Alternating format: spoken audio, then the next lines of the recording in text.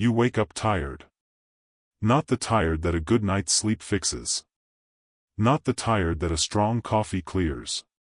This is something heavier, a bone-deep exhaustion that has been living in your body for months, maybe years, and doesn't respond to anything you've tried. And the most frustrating part? You've asked about it.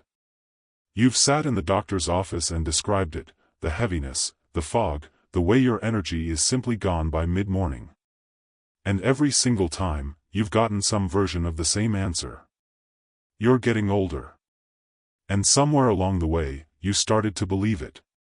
You started treating this, and there's a second cortisol problem. Chronic stress, the low-grade, persistent kind that doesn't announce itself dramatically but quietly accumulates from health worry, loss, isolation, financial concern, keeps cortisol elevated at the wrong times. And chronically elevated cortisol directly suppresses mitochondrial function. The stress you've been carrying is actively disabling the very thing your body needs to produce energy. The thyroid nobody checked completely. The thyroid gland regulates the metabolic rate of virtually every cell in your body. When it underperforms, even slightly, the result is a near-perfect imitation of what people call normal aging, fatigue, brain fog, cold sensitivity, slow reflexes, low mood. Hypothyroidism affects an estimated 20% of women and 10% of men over 65. And yet the standard test, TSH alone, can appear normal while the actual usable thyroid hormones, free T3 and free T4, are running low. Subclinical hypothyroidism lives below the threshold of what gets flagged, what gets treated, what gets a name. If you haven't had a full thyroid panel, TSH, free T3, free T4, and thyroid antibodies, you have not yet ruled this out. And it is completely treatable. The gut nobody told you about. There's a conversation happening in medicine right now that hasn't reached most people's doctors yet. It's about the gut, and specifically, about the relationship between what's living in your digestive system and how much energy you have. The aging microbiome. Your gut is home to trillions of microorganisms, bacteria, fungi, other organisms, that collectively make up your microbiome. This is not a passive ecosystem. It helps digest food, synthesize vitamins, regulate your immune system, produce neurotransmitters, and directly influence how much energy your body extracts from what you eat. After 65, the microbiome shifts. Diversity decreases. Beneficial bacteria, the ones associated with efficient energy metabolism and reduced inflammation, often decline. Less beneficial strains can take over. And when the microbiome is disrupted, the gut lining itself weakens. The cells responsible for transporting nutrients into your bloodstream become less effective. You could be eating a nutritious diet and absorbing far less than you think, deficient in B12, magnesium, zinc, or vitamin D, not from lack of eating, but from a gut that's failing to deliver. Each of those deficiencies, alone or in combination, drives fatigue directly. The B12 crisis hidden in plain sight.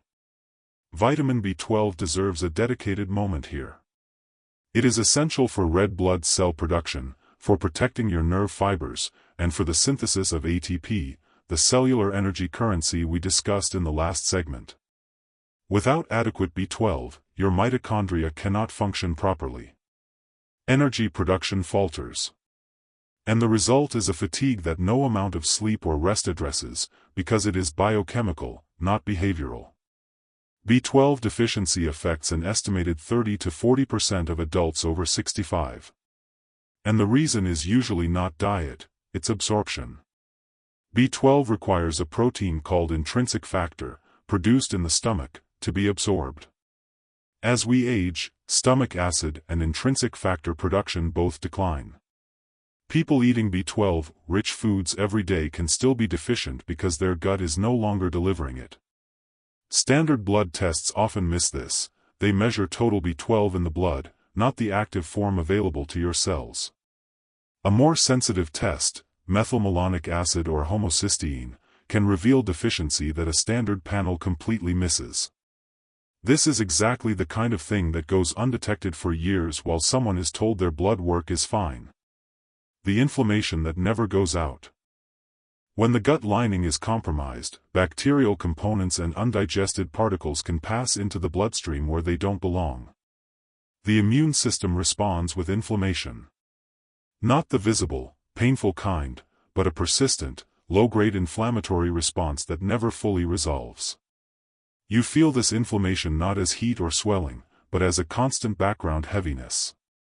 A dimness. A fatigue that doesn't respond to rest. Brain fog that clouds thinking without obviously announcing itself.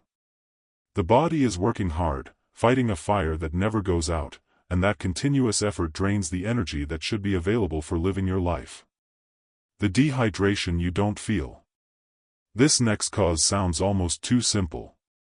But don't let the simplicity fool you, the science behind it is solid, well established, and consistently overlooked. After 65, the thirst mechanism weakens. In younger people, the brain detects even tiny drops in hydration and fires a clear thirst signal. It's fast, reliable, and accurate.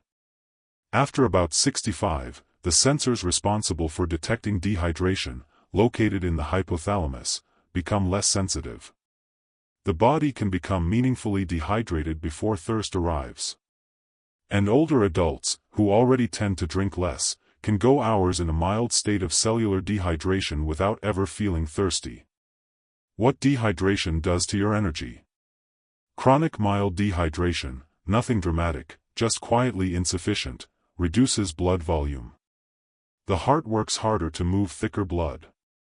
Oxygen delivery to muscles and brain becomes less efficient. Cellular metabolism slows. And the brain, which is roughly 75% water, operates at a measurably lower level, slower processing, reduced concentration, impaired memory, low mood. Every one of those effects is a form of fatigue. And they can all be operating simultaneously in someone who doesn't feel particularly thirsty. Deeper still, proper hydration is necessary for mitochondrial function. The chemical reactions that produce ATP require water. A dehydrated cell is an energy-compromised cell. Chronic mild dehydration stacks directly on top of every other cause of fatigue we've discussed, making each one worse. Plain water isn't enough. And here's the layer that most people miss.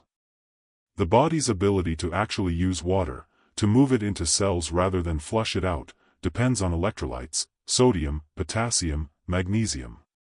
These minerals create the osmotic environment that holds water inside cells where it's needed.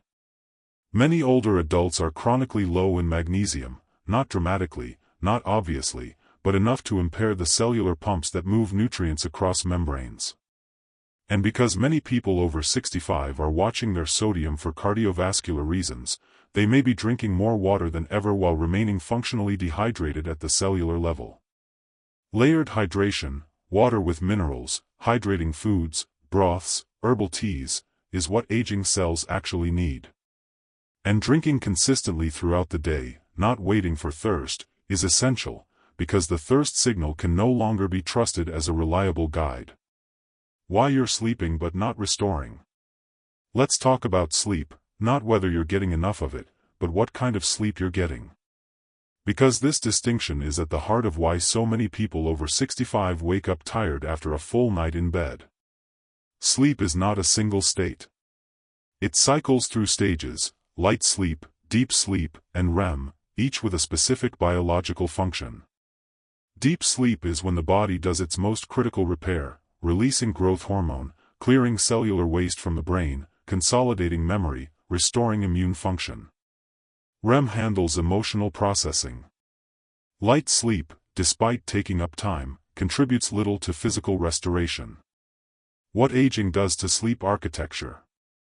After 65, the percentage of time spent in deep sleep decreases significantly, often by 50% or more compared to younger adulthood. Light sleep increases. Sleep fragments. You spend 8 hours in bed and get far less of the sleep that actually restores you. You wake from a night of predominantly light sleep the way you'd wake from dozing in an airport chair. Technically you rested. Biologically, you barely did. The cascade from this is serious, Poor deep sleep means reduced growth hormone, slower tissue repair, impaired energy metabolism, and higher cortisol the next day, which then makes deep sleep harder the following night. This cycle can persist for years, with fatigue as the constant, accepted companion. The brain fog explanation.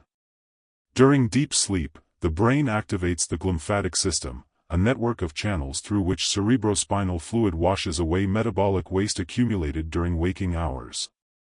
When deep sleep is reduced, this cleaning system operates less effectively. Waste builds up. The next day, you're not just physically tired, you're mentally dim. Words come slowly. Thoughts feel thick. Memory retrieval lags. This is not dementia. This is not permanent. This is a brain that didn't get cleaned properly overnight, running in its own metabolic debris. Practical fixes for sleep architecture. Morning light, 15 minutes of outdoor exposure within the first hour of waking, is one of the most powerful and free tools for improving sleep depth. It resets the circadian clock, triggering a hormonal cascade that will produce deeper sleep 14 to 16 hours later. Temperature matters more than most people realize. The body must drop its core temperature to enter and maintain deep sleep. A bedroom that is too warm, even mildly, suppresses deep sleep. 65 to 68 degrees Fahrenheit is the evidence-supported range. Magnesium glycinate before bed supports the neurological pathways responsible for deep sleep onset. And alcohol in the evening, even 1 or 2 drinks, dramatically fragments sleep architecture, suppressing both REM and deep sleep. Many older adults have traded restorative sleep for the short-term comfort of an evening drink, without ever being told the cost. If this is resonating, share this video with one person in your life who has been tired for too long and told it's nothing. You might be handing them the map they need. Inflammaging, the fire that drains everything. There's a term in the science of aging, inflammation, a combination of inflammation and aging. It describes one of the most significant and well-documented processes driving fatigue in older adults, and it's rarely discussed outside of research journals. Inflammation is chronic, low-grade, systemic inflammation that accumulates as we age. Not the acute kind, not the swelling of a sprained ankle or the heat of an infection, which heals and resolves. This is a baseline level of inflammatory signaling that is always present, always active, and never fully extinguished. Why it makes you exhausted. Inflammatory molecules called cytokines cross the blood-brain barrier and signal the brain to produce what scientists call sickness behavior, the biological program that runs when you're fighting an infection. Fatigue. Reduced motivation. Social withdrawal. Impaired concentration. Increased sensitivity to pain. This program exists for good reason. In acute illness, it conserves energy for immune function. But when the inflammatory signal is chronically elevated, as it is in inflammation, the brain receives a permanent, low-level sickness signal. And the result is a permanent, low-level sickness response. The fatigue. The dimness. The withdrawal. The general sense that something is wrong, without a clear name for what it is. This is not aging. This is inflammation doing exactly what inflammation does, and it can be addressed. The anti-inflammatory levers. Omega-3 fatty acids, from fatty fish, walnuts, flaxseed, are among the most well-researched anti-inflammatory nutrients in human physiology. The typical Western diet has an omega-6 to omega-3 ratio of 15 to 1 or higher. The ratio at which inflammation is minimized is closer to 4 to 1. This single imbalance may be one of the most correctable drivers of chronic inflammation in older adults.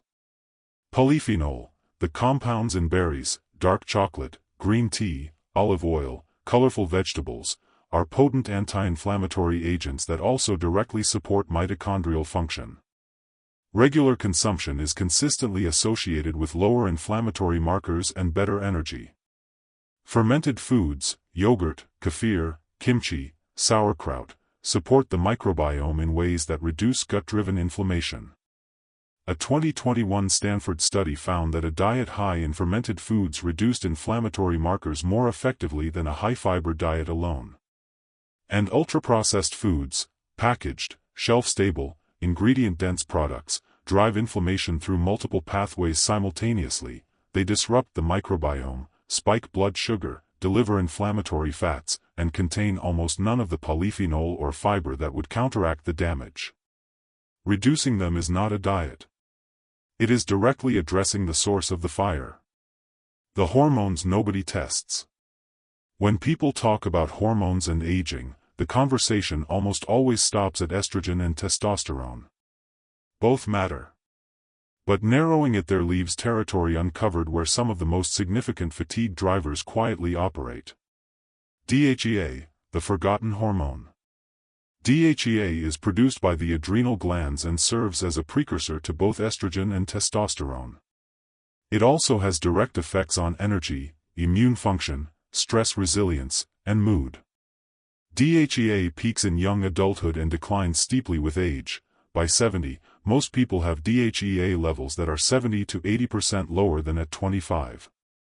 Low DHEA is associated with fatigue, reduced resilience, increased inflammation, and diminished vitality. It is rarely included in standard panels. It is rarely discussed. But it is testable, and in clinical trials, supplementation in older adults has shown measurable benefits for energy and physical function. Ask your doctor. Know it exists. Insulin resistance and the paradox of starving cells. Insulin allows glucose to enter cells. When cells become resistant to insulin, glucose remains high in the bloodstream, but can't efficiently reach the cells that need it. The paradox: abundant fuel, broken delivery. Plenty of gasoline, blocked fuel line. Insulin resistance increases with age, particularly with sedentary lifestyles and diets high in refined carbohydrates. And its primary symptom, the one most people never connect to this cause, is fatigue. Specifically, the heavy post-meal drowsiness that follows a carbohydrate-heavy meal. The mid-afternoon crash. The fog that descends after lunch and doesn't lift. These are not personality traits. These are metabolic signals. Subclinical insulin resistance can produce significant fatigue for years before it shows up on a standard blood sugar test. A fasting insulin level, not just glucose, but insulin, can detect it far earlier. And the interventions that reduce it, less refined carbohydrate, more fiber, regular movement, better sleep, are the same interventions that address inflammation, support the microbiome, and improve mitochondrial function. One system. One dial. The part nobody wants to say out loud. We cannot cover fatigue after 65 without talking about something medicine has historically separated from physical health but that science increasingly shows is inseparable from it. Depression in older adults rarely looks the way people expect. It doesn't always look like sadness. In many people over 65, it presents primarily as fatigue, as reduced interest, withdrawal, a graying of experience that isn't dramatic enough to be named but is pervasive enough to reshape every day. And here is the link that closes the loop on everything. The same systemic inflammation driving physical fatigue is a direct biological cause of depression. Inflammatory cytokines cross the blood-brain barrier, reduce serotonin availability, impair dopamine function, and activate the brain's threat detection system, producing anxiety, low motivation, and social withdrawal. Not because something is wrong with your character. Because your inflammatory environment is sending those exact signals to your brain. This is not hopeless. It is the opposite. Because it means the physical interventions we've been discussing, anti-inflammatory food, better sleep, movement, hydration, gut support, are simultaneously interventions for mood. You are not treating separate problems. You are adjusting one system that governs everything. Connection is not optional. The research on social isolation is unambiguous. Loneliness, defined not by how many people surround you, but by how connected you actually feel, is associated with elevated inflammatory markers, disrupted sleep, impaired immune function, and profound fatigue. The body treats isolation as a biological threat. The threat response is metabolically expensive. And it drains energy as surely as any mitochondrial dysfunction. If you're watching this video, you are someone who is still curious. Still seeking. Still invested in understanding your health. I want to ask you gently, who did you spend real time with this week? Who knows how you're actually feeling? That phone call, that walk, that afternoon with someone who matters to you, it is one of the most powerful energy interventions available. It costs nothing. And it works. The practical map. Everything we've covered has been building to this. Because information without direction is just an interesting conversation. Let's make it useful. Morning, set the biological stage. Get outdoor light within the first hour of waking, even 5 minutes on a cloudy day. This single habit resets your cortisol rhythm and sets in motion the hormonal cascade that produces deeper sleep that night. Hydrate before caffeine. Water with a pinch of mineral salt and a squeeze of lemon before your coffee. 30 seconds. It begins rehydrating your cells, and your mitochondria, before dehydration compounds. Move before you sit. 10 minutes of gentle movement, a walk, light stretching, primes mitochondrial function and regulates cortisol for hours. Food, replace, don't just restrict.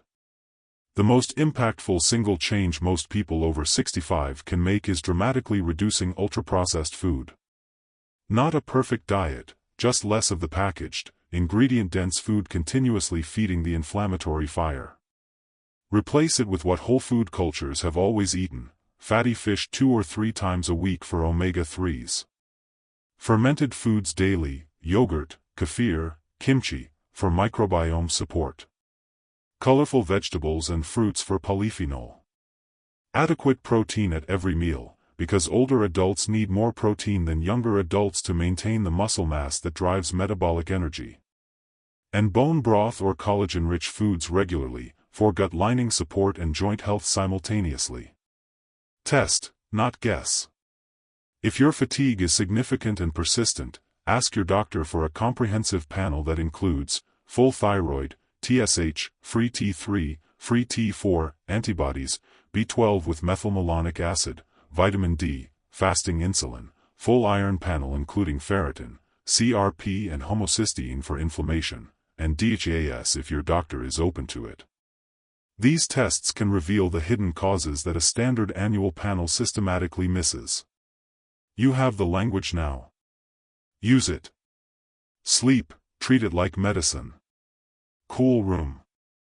Dark room. Consistent timing. Morning light. No alcohol within 3 hours of bed. Consider magnesium glycinate before sleep. And if you snore or wake frequently, pursue a sleep study. Sleep apnea in older adults is dramatically underdiagnosed and is one of the most common and correctable causes of severe daytime fatigue. Engagement question, drop your answer in the comments. What is the one fatigue symptom that frustrates you most, and how long have you been told it's just aging? Share below. Your story matters, and it helps everyone watching feel less alone. The letter I want to leave you with. We started with the frustration of being told your fatigue is just aging. We've spent 25 minutes mapping the actual biological territory, mitochondria, gut, hormones, sleep, inflammation, dehydration, mood, naming what rarely gets named, with the specificity you deserve. But I want to leave you with something beyond information. The body you're living in right now is not a failed version of what it was at 40. It is a different body. One that has survived everything life has thrown at it. One that is not asking for resignation, it's asking for a different kind of attention. More specific. More layered. More tuned to what this body, at this stage of life, actually needs. The people who thrive in their 70s and 80s are not people who found a magic protocol. They are people who learned to listen more carefully, and who discovered that the body is remarkably responsive, at every age, to being genuinely nourished, genuinely rested, genuinely moved, and genuinely connected. The fatigue you've been carrying may not be permanent. It may not be inevitable. It may be a signal, the body's way of telling you that something specific is missing. And now you have a map. What you do with it is yours to decide. But if you stayed for 25 minutes, I think you've already decided something. You are not ready to accept the incomplete answer. Trust that instinct. It's right. If this video gave you something real, please subscribe, hit the notification bell, and share this with someone who has been tired for too long. You might be giving them the map they've been looking for. Thank you for being here.